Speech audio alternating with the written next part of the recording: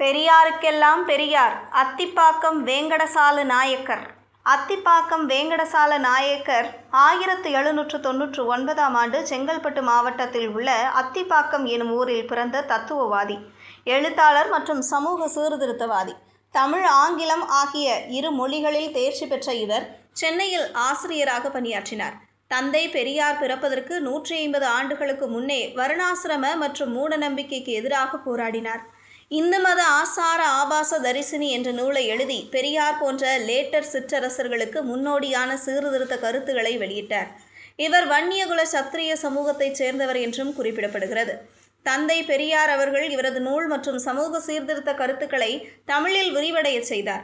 மத பார்வை, சாதி, மூட நம்பிக்கைகள் ஆகியவற்றுக்கு எதிராக போராடிய முதல் சமூக சீர்திருத்தவாதி.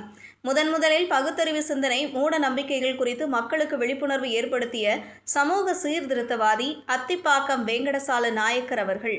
சமூக சீர்திருத்தம் மற்றும் மத பாகுபாட்டிற்கு எதிராக தமிழில் முதலில் எழுதிய முன்னோடி எழுத்தாளரும் இவரே. அத்திப்பாக்கம் வேங்கடசால நாயக்கர் பச்சை தமிழர் என்பதால் இவர் வரலாறு மறைக்கப்படுவதாக தமிழ் தேசிய சிந்தனையாளர்கள் தெரிவிக்கின்றனர்.